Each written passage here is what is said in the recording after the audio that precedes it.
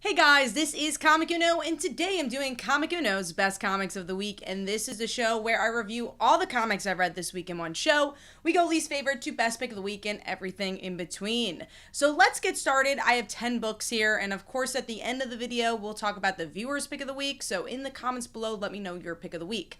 Now, number 10 for me this week was Stillwater, issue 14. Honestly, I do feel like this book was a lot stronger in the beginning, and I'm just kind of holding on for hope and holding on till the end of the series, because I believe this is our last arc for the series, and I do want to see how it ends, but I do feel like it lost a lot of momentum as it stopped focusing on the main character of the series and more of the bigger town and the many players are in the town, which made me lose a little bit more connection to the series.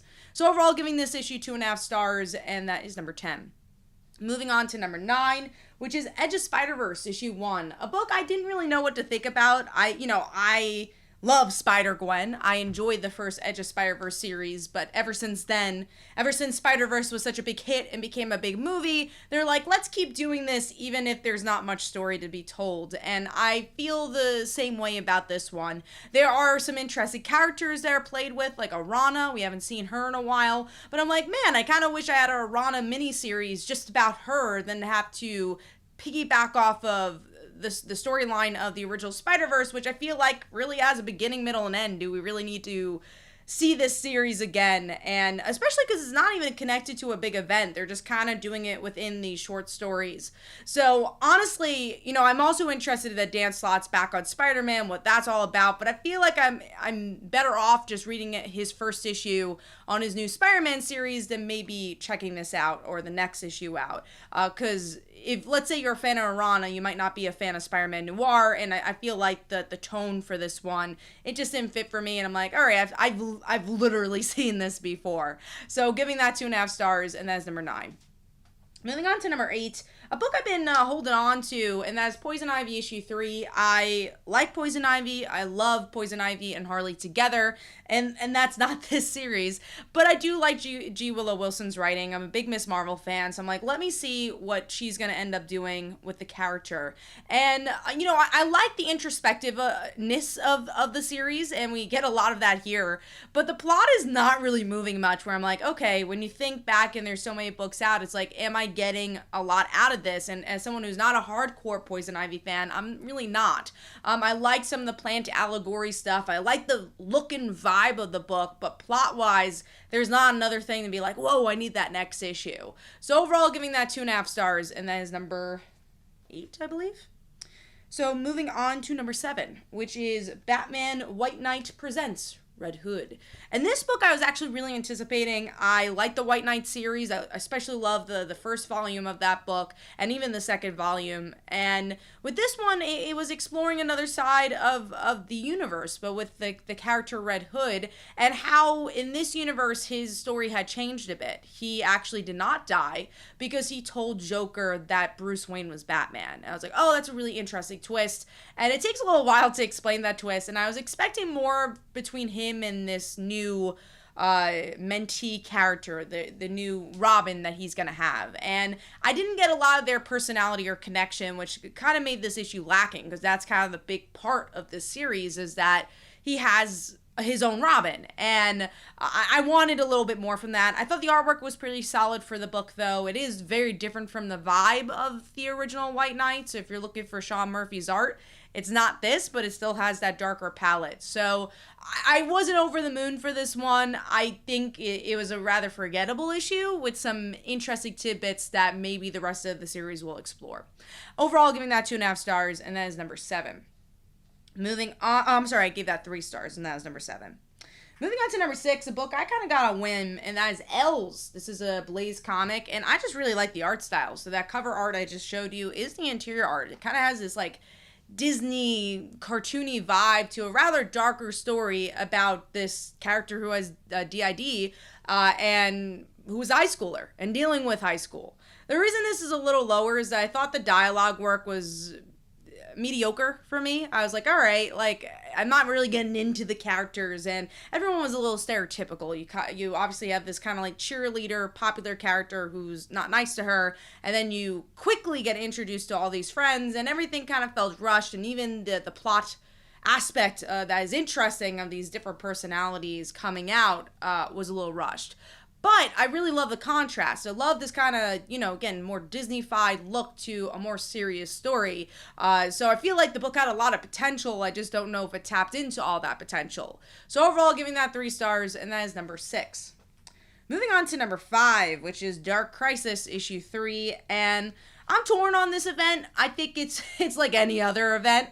Especially DC lately, they've been having a lot of events that are connected to nothing. So you have like the Justice League dead, and then this week I read Batman, and he's alive. So it feels so disconnected. But I think some of the beats they have are interesting enough. So we get to see, Deathstroke, the head of the more villain side of things. The Legion of Doom returns. The artwork is really good for this book as well.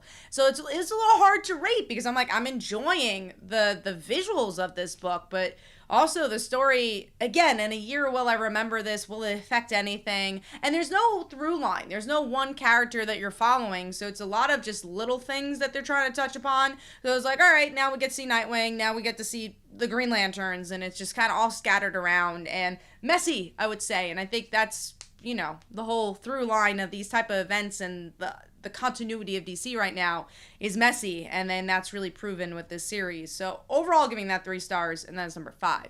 Moving on to number 4, which is Dead Lucky, and that is issue 1.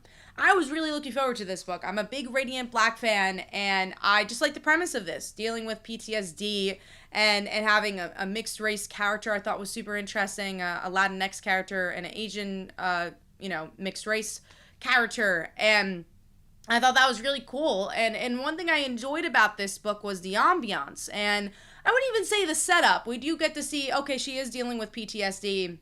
We get a little bit of her family, and also this is a little bit more of a futuristic vibe. But I do think a lot is thrown at you. You're not really getting the full through line of getting in her head and really feeling those emotions.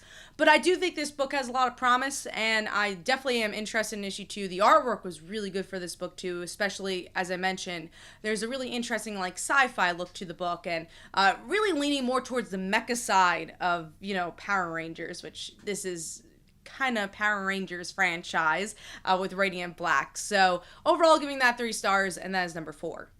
Moving on to number 3, which, guess what? It's Power Rangers, issue 22, so Mighty Morphin. And this issue, if you are a Kimberly fan, I think you're going to really enjoy it. It's pretty much Forever Red, but with Kimberly, so Forever Pink. And I really love that. As a Power Rangers fan, I thought this really embraced the tone of the television show, which is, I think, a positive and negative. It's a positive for people that love the show, and there's a lot of vibes to it, and it still feels a bit adult. But I like the more character-driven stuff of, Kyle Higgins and Ryan Parrott that we've seen in previous volumes of Power Rangers that I don't think really sinks in as much here. They definitely try. I think it's a little bit more surface level than in previous volumes. So, but it's still interesting to see Kimberly's kind of arc here, where she's like, okay, doesn't matter that I'm a Power Ranger if there's so many other Power Rangers. And what does that mean for my future of being a Power Ranger? How long will I stay here? And I think that was really interesting here. The artwork does bring it down a little bit. Maybe that's why it was a little harder to get into the character arcs that I think are presented pretty well here. It's just a little muddy for me, especially for the grander moments of, the Forever Pink splash or double page splash that we get.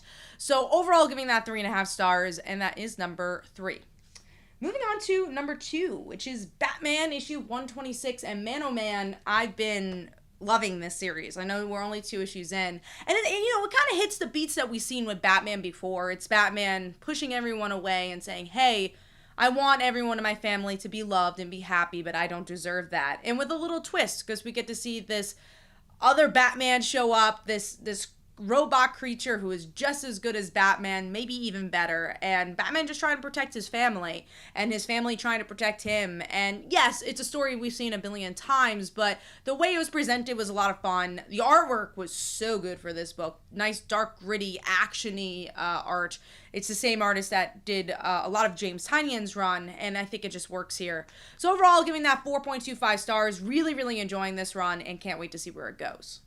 Moving on to my number one pick, and that is the new Champion of Shazam, issue 1. And this is such an easy pick. This is probably one of the best issues I've read this year, and definitely one of the best issue 1s I've read this year, because it just paints such a perfect, beautiful picture. So we get to see Mary, who is she? If you never heard of her, it's explained, but not in an exposition way, in an honestly heartful way, where she says, hey, I've been the orphan. Hey, I've been the big sister. I want to live my life. I don't have these powers anymore. I'm going to college. She goes to college, and just like anyone who's in their first day of college, it's kind of awkward. And you're like, oh God, I don't know what I'm doing. And, you know, we get a lot of that, but then there's the mixture of Shazam. We get to see her have the chance of getting all of the powers of Shazam. And she's like, no, I don't want this. And she takes it because of, you know, she has responsibilities, but she's like, I still don't want this. And then, you know, life gets in the way, and her foster parents, the only people that cared for her, are missing. And she's like, oh, damn, I guess I have to be Shazam. And the artwork is so crisp and so almost has a slice of life quality to it. But then the superhero aspect is so powerful and also really bright. And it brings this very fun aspect of Shazam, a very character driven aspect of Shazam, while still presenting a new story. I think this could have been easily a tread old waters, let's bring Mary to be evil again story, but they don't do that. They showcase, this is where Mary has been, this is the foundation, let's build some more blocks on this foundation and do something new. And that's why I really love this issue, and I say it's a perfect issue 1. And overall, I give that 5 out of 5 stars. Really enjoyed this one. I think the only negative is that this is only 4 issues. I wish it was more. And I hope that enough people love it that maybe it will tell DC we want more, because this is such a great first issue. So hopefully you guys enjoyed. This is Comic Uno. Let me know in the comments below what were your favorite comics. And this week's comic for the viewers, their pick of the week, was Superman Silver Age. And here are some comments about that. Hopefully you guys enjoyed. This is Comic Uno, and I will see you guys in the next one. Bye.